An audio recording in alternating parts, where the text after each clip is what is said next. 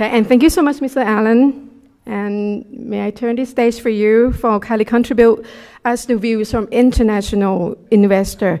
May I briefly introduce you a bit to our audience now. Mr. Jamie Allen, he's the Secretary General of Asian Corporate Governance Association, or ACGA. ACGA is an independent non-profit membership organization dedicated to working with investors, companies, and regulators in the implementation of effective corporate governance practice throughout the Asia. And if any of you have any questions, please use the microphone or write down on the paper and pass to our staff. And are you ready now? This session is for you. Thank you very much for your kind introduction. I just want to clarify one point. We call ourselves ACGA. We don't actually call ourselves ACGA. The reason being ACGA sounds like a skin disease, not a corporate governance association. So just a small point. But thank you very much to the SEC for organizing today and inviting me. And thank you also to the other organizations here supporting the SET, IOD, GPF, AIMC, and many other organizations. Thank you for your support, and thank you all for coming. It's a very large group. So I'm going to not introduce myself. I'm going to talk about corporate governance and stewardship from the perspective of international investors. And the title of my presentation is How to Enhance Effective Engagement, Best Practices from Around Asia and the Rest of the World. So I'm going to give you the perspective of international investors through this presentation. I prepared this presentation, and my colleague Benjamin McCarran, who's sitting in the front here, is a specialist consultant for ACGA. Ben helped me on the presentation. Ben also has his own company called Asia Research and Engagement and has actually done some very interesting engagements in Thailand around food and animal welfare. So later on, when you're asking me questions, feel free to ask Ben questions as well. What I want to talk about is investor stewardship, giving you a little bit of history about the evolution of investor stewardship and the meaning of investor stewardship. Then looking at best practices, both from the corporate reporting perspective, but also from the dialogue perspective. When we talk about stewardship around the region, a lot of the focus is on the dialogue, the communication with investors. But actually, the first level of communication really is the corporate reporting. And I think that's a very important part of the equation that we want to talk a little bit about first before we start talking about the actual meetings with investors. So what do we mean by investor stewardship? What is the definition of investor stewardship? And how did it develop? How did it arise around the world? So essentially, the gestation of stewardship was about 10 years ago after the global financial crisis, when international investors, domestic and international, are under increasing pressure to focus on governance issues. Not just focusing on the governance of the companies they are investing in, but also being stewards of the capital they invest. And again, when you read stewardship codes, quite often the focus, for example, if you look at the UK Stewardship Code, quite often the focus is on the relationship between the investor and the listed company. But there's also a fundamental principle that investors are stewards of the capital they invest and also have responsibilities to their clients and beneficiaries. So that's a very important part of the stewardship equation that, in my view, doesn't get enough attention. So what does stewardship mean in practice? It means investors have to look more closely at governance risk and environmental, social, and governance factors in the companies they're investing in. And they need to be proactive and engage with companies. So when we started our association almost 20 years ago, just after the Tom Yum Goong crisis, so we could almost say ACGA is a Tom Yum Goong association.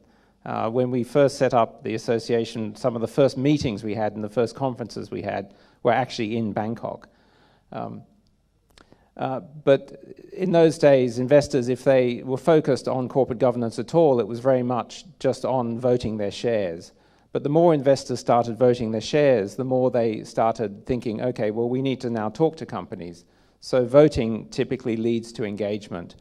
Stewardship is about getting a much wider group of institutional investors to start taking governance seriously and thinking about their voting and engagement. But it's about having a purposeful dialogue with companies, not just about any issue, but about issues that you feel are material to the governance of the company or to the business of the company, and are material to the ESG risks of the company. So the global financial crisis was the turning point. The UK had a proto-stewardship code before 2010. Around 2010, 2011, it developed its own stewardship code. And that code, as you know, has been the seminal document that has influenced a lot of the codes that we have now in Asia. But one of the interesting points back in the 2007-2008 financial crisis was investors were quite heavily criticized, not just for not taking governance seriously enough, but also for actually asking too much from companies. And there was a feeling that the companies, particularly Western banks, had significant problems. Why weren't the investors asking companies about the risks that they were facing? Many of the banks were running very high ROEs, unsustainably high returns on equity. Why weren't institutional investors asking companies about these issues? Why weren't they holding them to account? So there's a feeling that the global financial crisis wasn't just the fault of banks and some other financial sector companies, but that investors also had a responsibility in this process. So these concepts, although the concept of stewardship in the investor world is new, the actual concepts are not new. Because as Kun Prasan was saying, after the crisis in Thailand, he went to talk to CalPERS about investing in Thailand. And I remember very clearly, actually, at the time, this was the late 1990s, I was helping a private equity fund that was investing in Thailand. And that fund was managing money for CalPERS and the Asian Development Bank. So I remember very clearly the time when CalPERS said, we're not going to invest in Thailand. One thing the media didn't mention was CalPERS was actually investing through private equity in Thailand, but this was largely on the public equity side. But I remember thinking at the time that this was a mistake on CalPERS' part, and really they should be investing because clearly the markets were going to come back, and the markets have come back very strongly. And I think one of the lessons of the last 20 years in corporate governance in Asia is that strengthening corporate governance, strengthening standards, putting more focus on ESG does not hurt the market. It has really been a market development process, in our view. I live in Hong Kong. I've lived there for 30 years. I love Hong Kong. But quite often in Hong Kong, we have these debates about, is corporate governance good for the market? Are we setting standards that are too high for companies? And I think this argument is a little strange because if you look at the Hong Kong market, you look at the Thai market, you look at all markets around Asia, since the 97 crisis, they've all grown quite significantly. And higher standards lead to stronger investor trust, leads to more investment, better regulation, a fairer system. And that in turn, it's a virtuous cycle that strengthens the market. So higher standards really is, in our view, a market development strategy.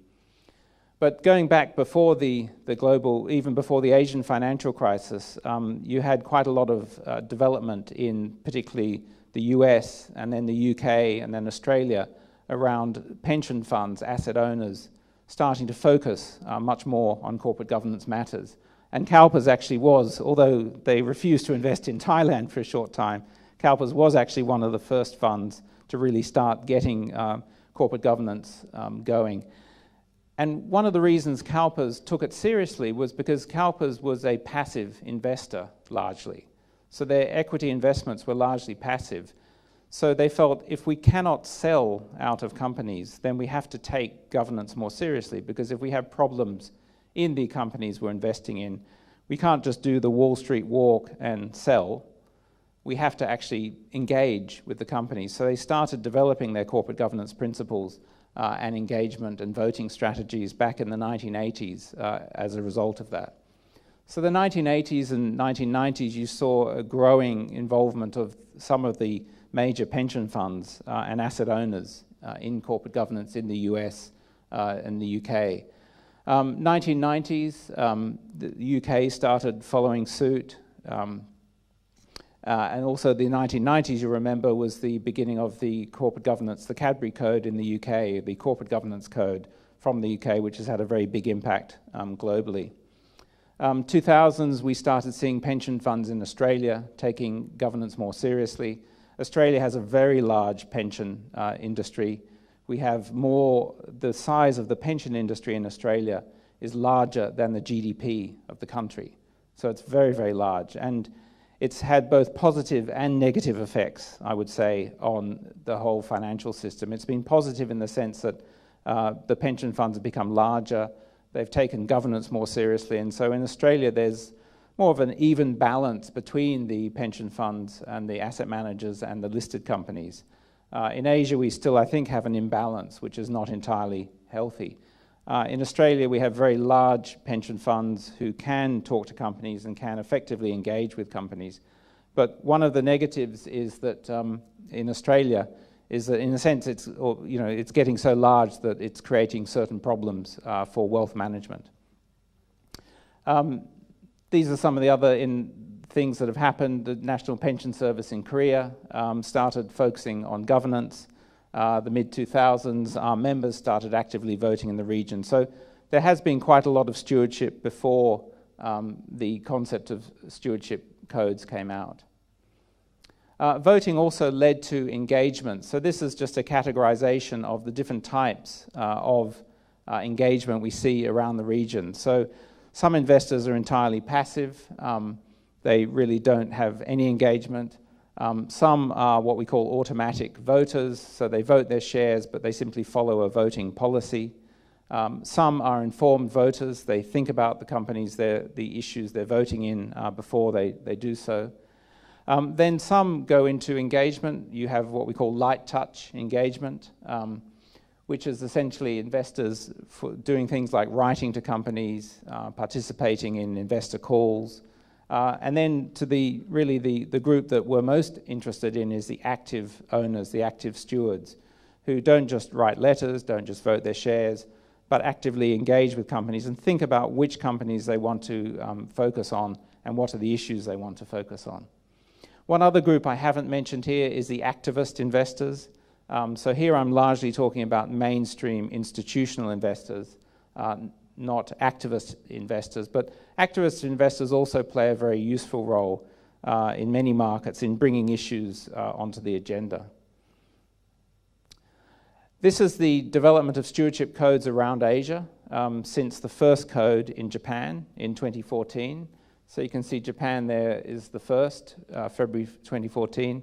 The second is Malaysia, and then most other markets except for China, Indonesia, and the Philippines also now have stewardship codes. You'll notice Australia has only just recently adopted stewardship codes, and in contrast to most Asian markets, in most Asian markets the stewardship code is actually a government national document backed by the regulator, as it is in Thailand. In Australia, we have two codes actually. One is the Financial Services Commission, which is the Investment Management Association, and the other is ACGA, which is the Council of Superannuation Investors, which is the pension fund body. So Australia is a little bit different to most other markets in the region in that the codes are not national, they are actually industry body codes. Although I may sound English, I am actually Australian, and so I'm very sad that Australia didn't win the World Cup recently in Russia. But my mother's English, so I'm actually half English, so I'm very happy that England got to the semi-finals. I was very sad England didn't win, but then I didn't think England would win. But they clearly exceeded expectations by getting to the semi-finals. So these are the markets that have stewardship codes. This is whether or not they're comply or explain. You will notice that Hong Kong and Singapore is not comply or explain. Hong Kong and Singapore are entirely voluntary, which from our perspective is a negative. So in Hong Kong, you don't have to follow the code and you don't have to be a signatory. So unlike Thailand, where all the major pension funds, all the major asset management firms are signatories to the code and are following it, in Hong Kong, we don't have to do that. So consequently, in Thailand, you do see some leadership being played by domestic institutional investors. In Hong Kong, I have a question mark next to the Monetary Authority because although it's a very large asset manager, it doesn't actually have a public position on our own stewardship code, which is a little bit surprising. And this is a little bit about stewardship in practice. So stewardship is about taking environmental, social, and governance factors into account. And it's often said that in emerging markets, stewardship is really about the G, that in developed markets, it's more about the environmental and social issues. In emerging markets, and such as Asia, although actually I don't believe most markets in Asia are emerging anymore, just for the record. But there is a perception clearly that many markets in Asia are still emerging. But what you see from this table, and it comes from Norges Bank Investment Management, which is a very large sovereign wealth fund, and also a foundation sponsor of our organization. You can see that on every category, environmental, social, governance, and in every region, in fact, meetings that Norges Bank has with companies are mostly around governance, not around environmental and social, which is not to say environmental and social issues are not important, they are, but this is counting the number of meetings that Norges Bank has with companies on different issues. So in both, it's not just Asia that has the largest, it's not just governance meetings are more numerous in Asia, they're also more numerous in Europe and the Americas. But this is a very large sovereign wealth fund with huge amounts of investments around the world. There clearly are investors who have much more of a social or environmental focus and for whom engagement will be around environmental and social issues more than governance issues. But generally, I think it's fair to say that most mainstream investors, most of their engagement will be around governance issues. And that's fundamentally because governance is seen as the foundation for ESG. So you cannot have a strong sustainability policy, you cannot have a strong environmental or social policy without strong governance. Because governance is all about the board, it's about leadership, it's about management, it's about internal controls, it's about reporting, it's about the fundamental issues that support a company's work on environmental and social issues. So these are some questions that investors, I think, should be asking themselves. And one is that whilst a lot of the focus is on investors as stewards, the fact is directors really are the primary stewards of a company.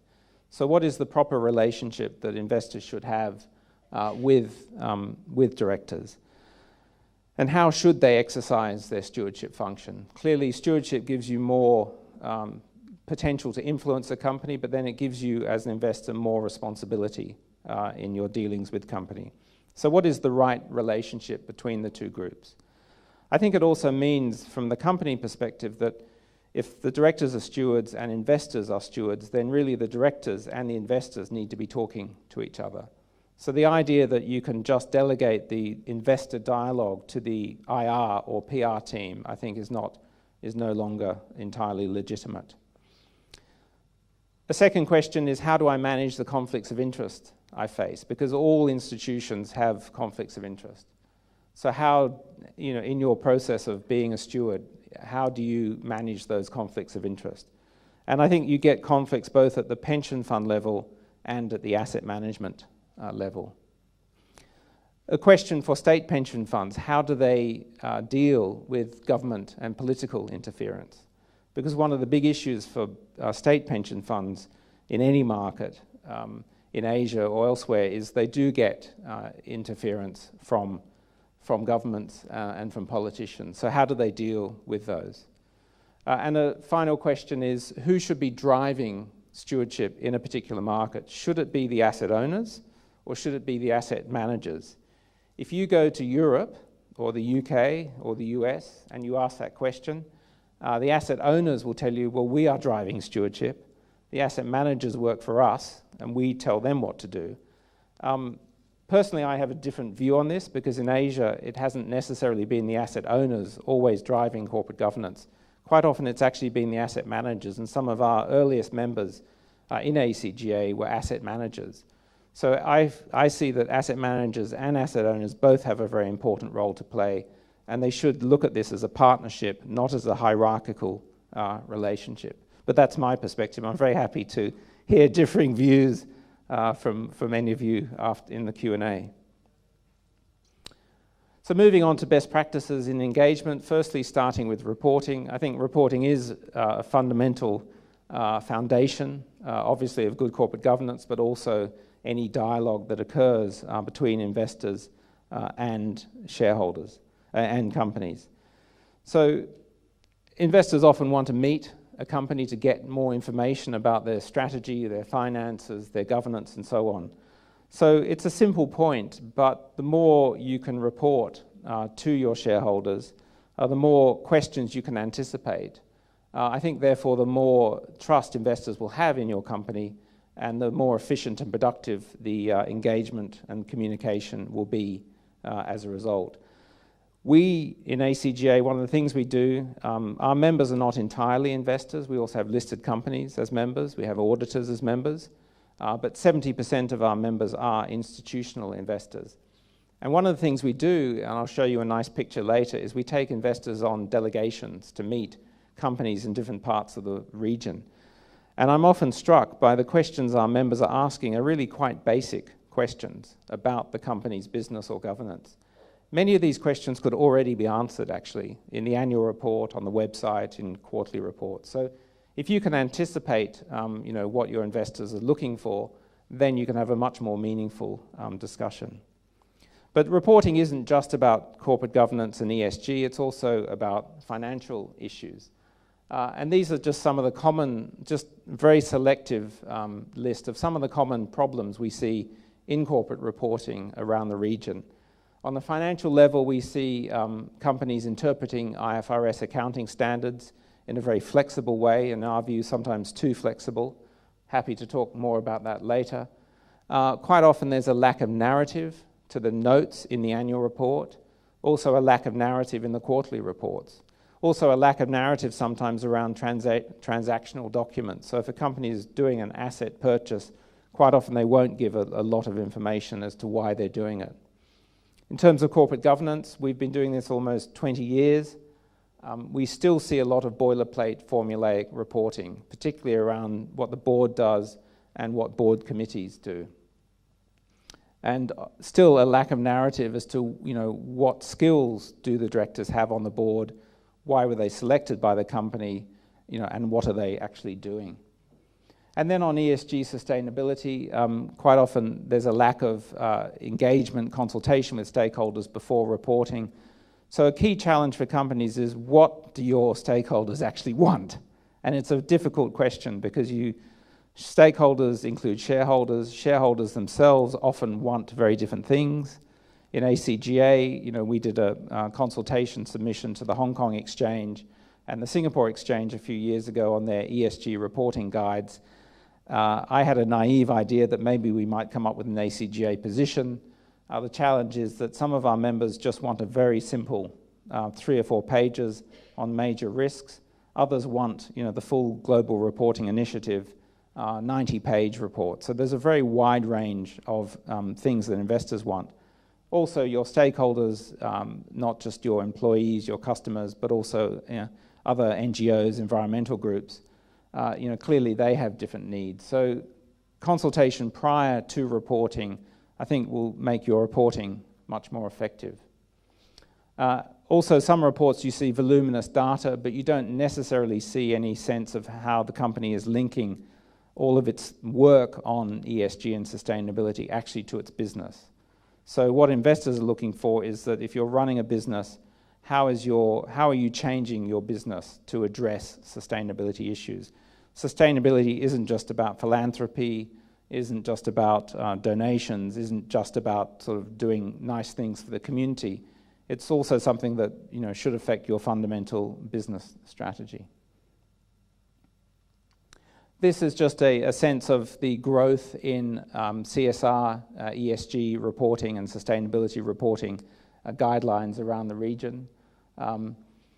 China, actually, interestingly, was one of the first, not necessarily the best, but China was one of the first markets in the region to actually start mandating, or at least encouraging, a level of sustainability reporting back in 2006. But they call it, and still do in some ways, corporate social responsibility reporting. So it's not as detailed as what you have in Thailand. But just one interesting point is that many markets in Asia have detailed guidelines or codes on reporting. But two of the markets we found in our research that have some of the best reporting, Japan and Australia, actually don't have any guidelines or hard rules. So in Japan and Australia, it's much more being driven by the market, not so much by regulatory rules.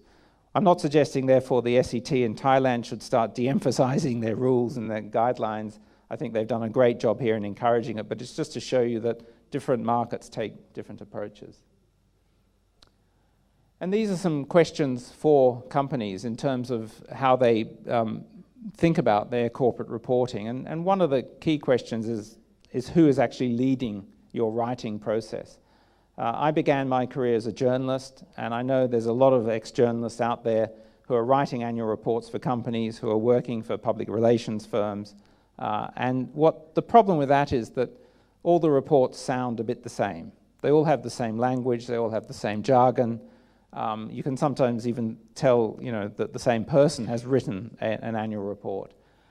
So who is leading this process? So it shouldn't just be your IR team. It shouldn't just be your PR team. It should actually be a senior person in your management, and ideally get some directors involved. And because really what we're looking for is reporting that reads differently, is written in your own words, is meaningful, and really tells your story as a company. Not something that sounds like a PR puff piece. The second question is, do you benchmark your report against the best in class locally in your sector and also globally? So if you are a global company, are you really looking at your peers? Because if you're a global company, then international investors are going to be comparing you against your peers. So if you're thinking about your reporting, you need to be thinking about how your competitors outside of Thailand are actually addressing these issues. The third question is, do you invest sufficiently in accounting and auditing systems? And also, fourth, do you invest sufficiently in technology? The best companies do invest quite heavily, but we still find clearly a lot of anecdotal evidence that many listed companies are not really investing sufficiently in proper accounting and auditing and technology. They see it as a cost, they don't see it as a profit center, and therefore, I think this does affect their reporting. And actually, we know this is true because we talk to auditors. And the one thing that auditors often say to us is that they often have to help their clients with final account preparation. Now, auditors are not supposed to be doing that, but in every country in the region we go to, we find auditors are doing this. So it's not necessarily for the big listed companies, but it's for the moderate and smaller listed companies. So there really, I think, is an important issue here that companies should think about. And moving on to the third and final part of my presentation is best practices in engagement, and this is around dialogue with investors. So these are some pointers that these are best practices that we would say are things that we have experienced in our own work in ACGA. So this is not theoretical. This is all based on meetings we've had around the region with companies.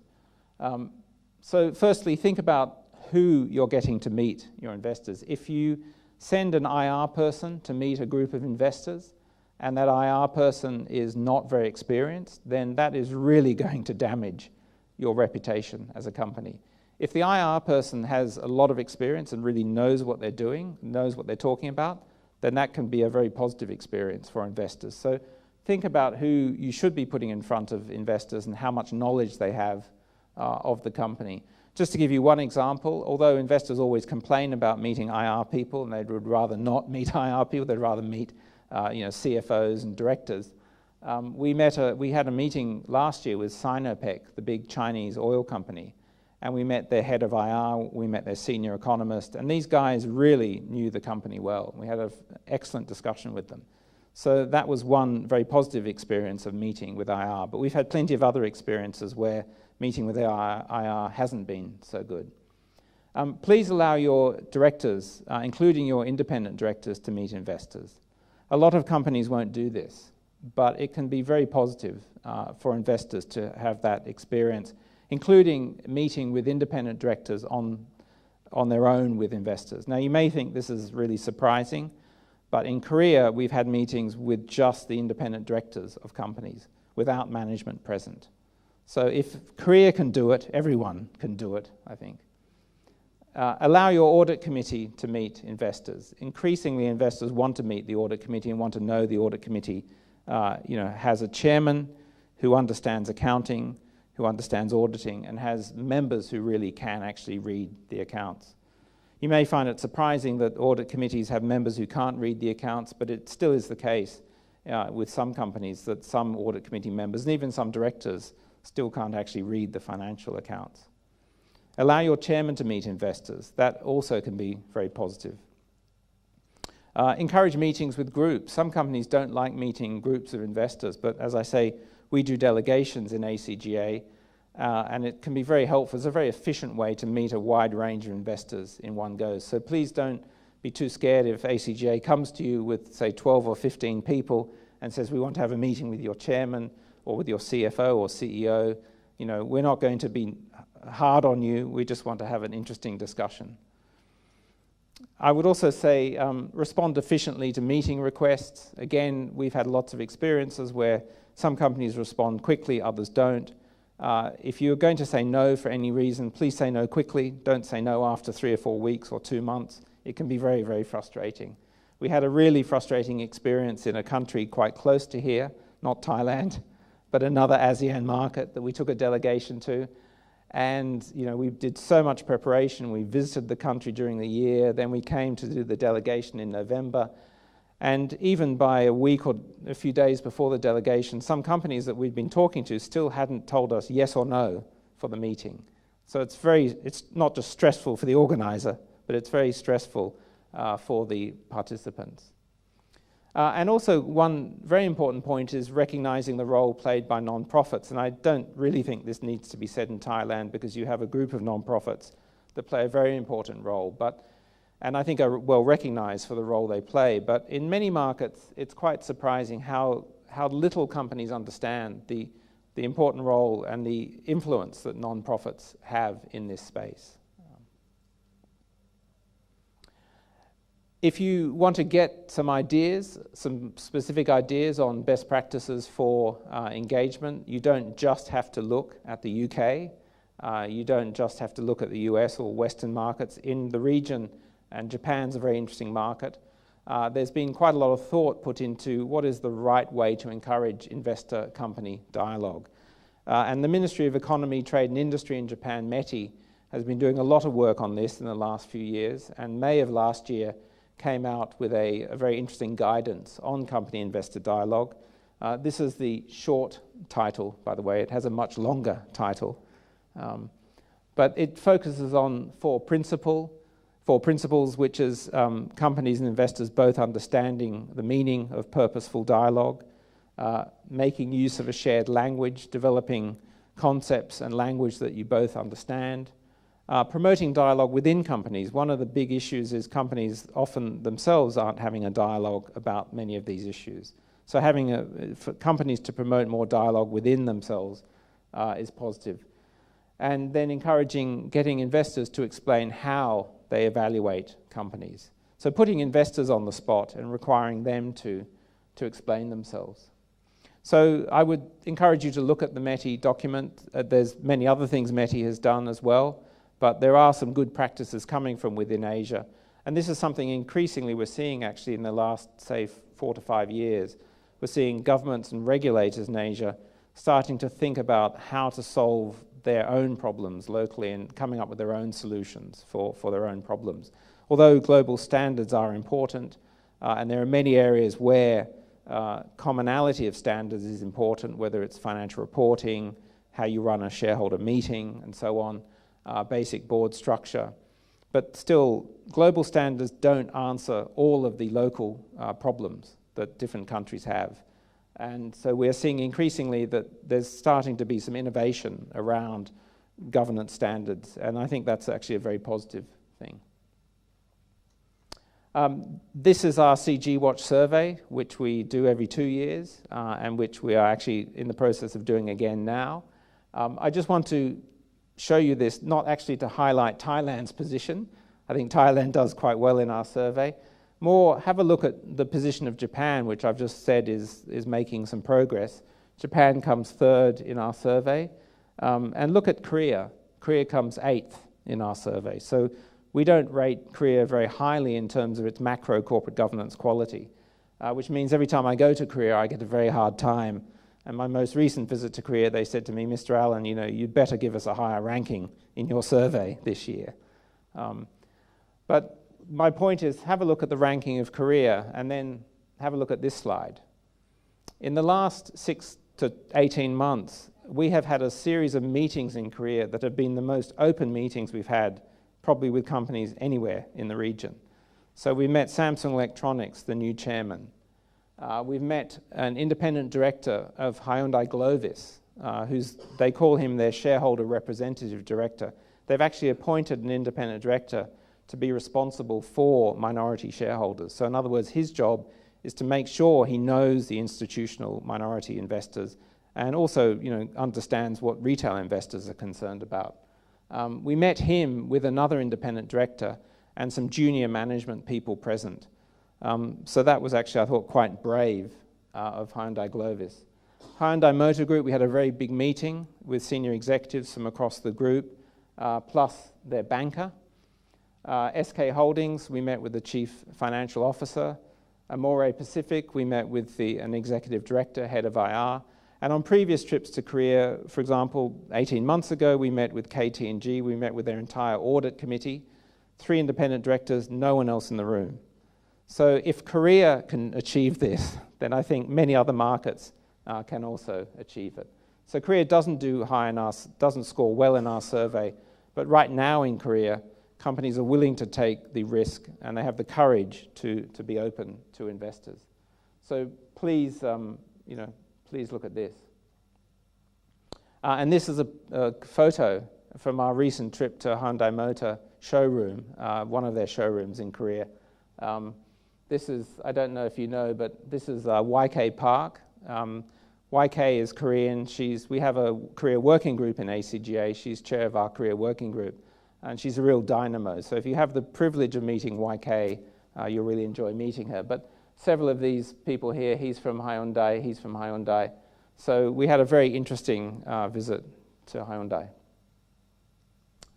And just concluding remarks, investor stewardship clearly is here to stay. It's something important. I don't think it's going to go away at all. But it's being driven as much by local as international factors. In fact, in many ways, I think it's now being driven more by local factors. Corporate reporting is a foundation for strong dialogue with investors.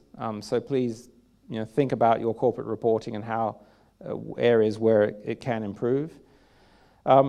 Intelligent dialogue with investors generates not only goodwill, it generates greater understanding about your company. So if you want your company to have a higher profile, if you want your company to be more respected, if you want your company to be understood by investors, many companies feel they're not understood by investors, then corporate reporting and intelligent dialogue, we think, is really something that can help with that and can help in a very efficient way. And lastly, dialogue can also be a source of good ideas. So quite often, if you're meeting with your stakeholders or you're meeting with your shareholders, quite often they will see your company in a way that maybe you haven't thought about, or they will give you an idea that you haven't thought about. So if you have meetings with investors, and if at least some of those meetings produce a few good ideas, then that's probably more than justifies the time and effort you put into meeting with investors. So look upon this stewardship, look upon this dialogue and engagement as a source of intelligence, a source of market insight into your companies.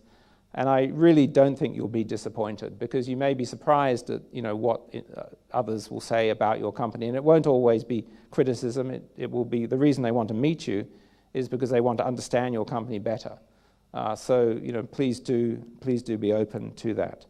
So it isn't a one-way channel of communication, you talking to investors. It's very much a two-way channel of communication. And with that, thank you very much.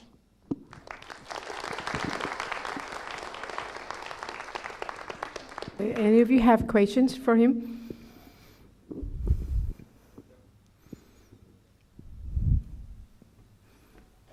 There's a question at the back. All right.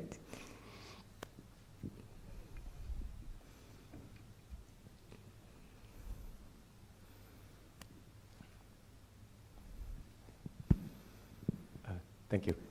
Short question is what is the interaction between the stewardship code and fiduciary duties?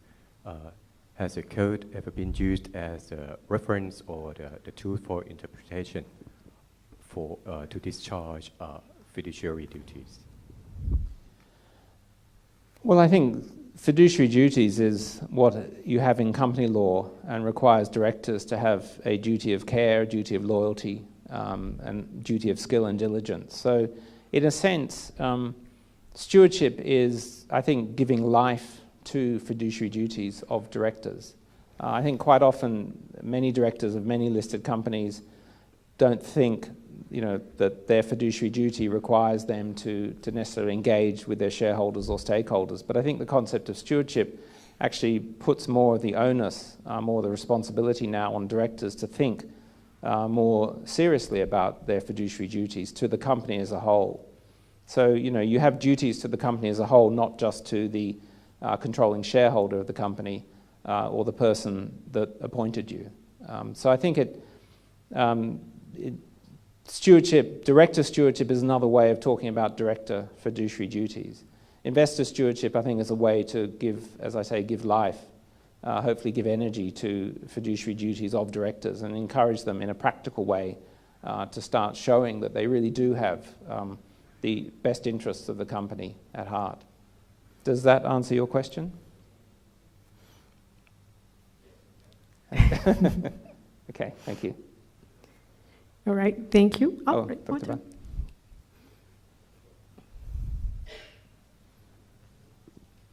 Maybe just a short question on corporate reporting. I think you mentioned about Japan. Yeah. And integrated reporting. Is IR getting accepted in Asia, and how should we move towards integrated reporting for companies in Asia? From the viewpoints of the investor, is something that companies in Asia should be aiming at in improving its corporate reporting. So the question is, should Asian companies adopt integrated reporting, which is the UK approach to ESG sustainability reporting? Integrated reporting is actually quite complicated. You really need to have a deep discussion within your company, the different departments, divisions, parts of your company to do integrated reporting well. Our personal view in Asia is that at the moment most companies are getting to grips with basic ESG reporting. They may be using the GRI, the Global Reporting Initiative standard. I don't think too many companies here are looking at the US standards called SASB, the Sustainability Accounting Standards Board. But Ben can talk more about this later if you're interested. SASB looks in much more detail at standards and rules for different sectors around sustainability. But I think our feeling is that what we would like to see is companies doing basic ESG reporting, GRI reporting, effectively thinking about how much information they're giving to investors and why they're giving that information. Integrated reporting we see as something happening at a later stage for most companies. In Japan, they have a lot of companies who do integrated reports, quote, unquote. Actually, most of these are not integrated reports. They're called integrated reports, but actually they're just really GRI reports or basic sustainability reports. So there's actually very few companies in Japan truly following the UK integrated reporting model. But I think integrated reporting is interesting because the idea is that you need to think about the different parts of your business and how they're integrated, how finance integrates with human capital, how it integrates with governance, and so on. But for most companies, it would be, I think, better for them to focus on just getting their basic ESG reporting right. All right, thank you. Question over there, sorry.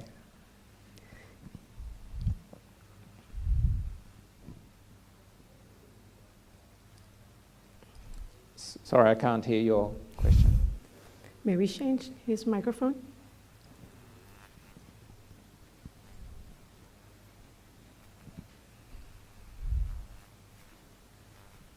Sorry, what's your view on social media and maybe how the principle of stewardship goes to minority shareholders using that medium on corporates? Well, I'm sort of a bit old, really, to be an expert on social media. I'm not on Facebook. I'm on LinkedIn. You can find me on LinkedIn. But I'm only on LinkedIn because people want to link to me. I'm not very good at using social media, so I'm not, again, Ben might be better at answering this, but although maybe he's a bit old too. I think social media, yes, it can be useful. Just if, for example, if you've got a new report and you want to get it out there to a wider audience, I think social media can be quite effective on that. If you're wanting to highlight, different aspects of your ESG work, your engagement with communities, I think social media can be quite useful for that. But I don't think social media, it's not a replacement. It's maybe a way to, whet the appetite of your audience to then go more deeply and look at your website and look at your other reports. My point is like you talk about pension funds or asset management companies taking more a stewardship role with corporates. But what I see is there's a lot now via social media, a lot of the minority shareholders taking that role and using social media as their way to send a message to the corporates. Oh, I see. Sorry, right, yes. Yes, no, that's definitely true. And the difference, what I've been talking about here today is really the institutional investors. And the vast majority of what they do is not in the public eye, it's not in the press, it's not through social media. But yes, if you're a company, you absolutely, particularly if you have particular issues, then retail investors and also some of the NGOs will absolutely use social media. So it's something you need to understand and get to grips with. Because it certainly can, if you've done something, that's negative, or somebody thinks you've done something that's negative, then clearly social media can have quite a big impact on the perception and reputation of your company. I think it's here to stay. The genie's out of the bottle. I don't think social media is going to get any easier for companies. Thank you very much. All right. Thank you, Mr. Jamie Allen, for your room and materials of views from international investors. We all appreciate your presentation and thanks for your valuable time in Bangkok. I heard you may have to leave us so soon for the airport, so we all wish you go back home safe and hope to see you again. Please give him again a big applause.